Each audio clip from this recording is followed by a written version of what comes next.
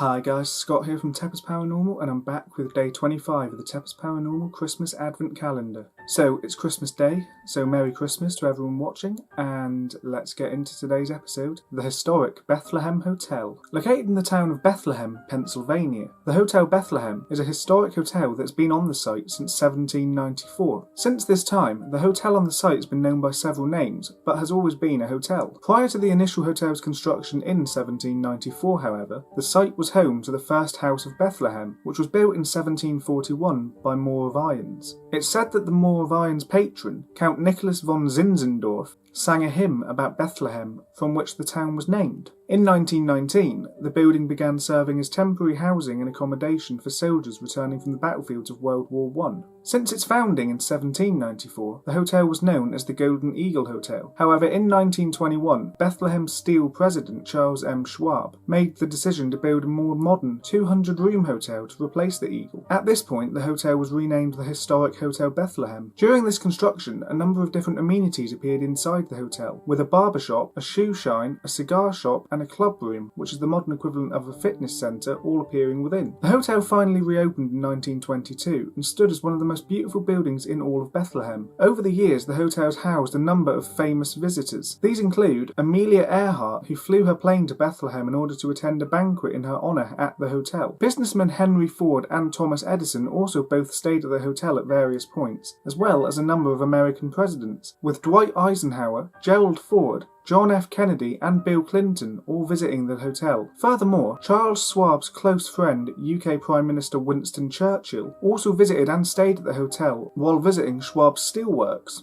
Since this time, the hotel hasn't lost any of its appeal, with a number of icons such as Shirley Temple, Muhammad Ali and the Dalai Lama all staying at the hotel. With this hotel having a long history, it's reported to be haunted by a number of different spirits, which we'll talk about now. The first of these is May Yo, a Victorian singer and actress. Born in the Eagle Hotel as Mary Augusta Yo in 1866, she was the granddaughter of Caleb Yo, the hotel's proprietor. May began singing and dancing in the hotel and eventually made it big as a musician. May then made headlines across the country as one of the biggest stars of the era, and in 1890 visited England to perform for Queen Victoria's son, Prince Edward, who was a huge fan of her music. While there, she met Lord Francis Clinton Hope, and the pair married. However, this marriage didn't last long, and by the end of the century, she left her husband for an American soldier, who later stole her jewellery. Due to her unlucky love life, she's said to have been at her happiest while singing and dancing at the hotel, and as such, her ghost is said to haunt the location, with her spirit being seen in the lobby as well as on the third floor. It's also said that a self-playing piano in the hotel turns itself on and begins playing by itself. The second spirit of the hotel is that of Francis Daddy Thomas. Born in Germany in 1732 and coming to America when he was 6 years old,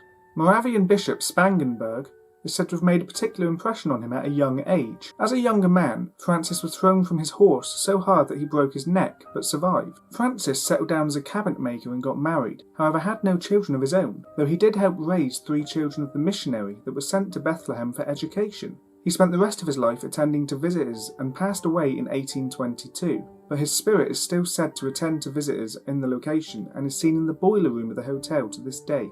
Thirdly, we have the spirit of Mrs. Brong, a landlord. In 1833, the Moravian Church still owned the Eagle Hotel and decided to terminate the landlords, Mr. and Mrs. Brong. The Moravians realised that Mr. Brong was an alcoholic who would join guests for drink and often get too drunk to do his duties. Mrs. Brong, on the other hand, was said to be the perfect hostess until it was revealed that she had a habit of not wearing shoes or stockings, often greeting guests barefoot. Kitchen staff in the hotel have reported seeing a woman in period clothing walk around the kitchens and restaurant area at the hotel barefoot, with many speculating that this could be her ghost. Finally, we have room 932 of the hotel. Found on the 9th floor, room 932 has a strange record for paranormal activity. One couple staying in the room reported being woken up by a man standing in front of their bed, who disappeared when they turned the light on. There have also been numerous accounts of guests seeing reflections in the mirrors of the room that are not there afterwards. Guests in the room have also reported papers flying off the desk, lamps flickering, and wallpaper changing colour. In 2007, a paranormal investigator stayed in the room overnight and captured many voices saying, "It's Mary. What a beautiful bathroom. I've locked to myself in the closet and look out the window. The identity of the spirit in this room is unknown. So is this hotel in the heart of Bethlehem really haunted by a number of spirits? With a long history and a number of celebrity visitors, this hotel is certainly beautiful and very interesting. The claims of paranormal activity in the hotel are definitely strange and very difficult to explain. So is this hotel haunted by the ghosts of a singer, a former landlord and a German tour guide and cabinet maker? And what is the spirit that inhabits room 932? The hotel is certainly not against paranormal investigations taking place within, and many travel to the location to find out more about its paranormal claims and history. With fairly consistent investigations taking place within, it's probable that evidence will be captured, and with already existing EVPs caught in the hotel, this location has a good chance of being haunted. But I've been Scott from TEPIS Paranormal, and for the last time in 2020, this has been the TEPIS Paranormal Christmas Advent Calendar. Let me know your thoughts on all 25 days of the Advent Calendar down below, and keep an eye on the channel because next year we're going to have some new content coming out. So from everyone here at TEPIS Paranormal, have a Merry Christmas,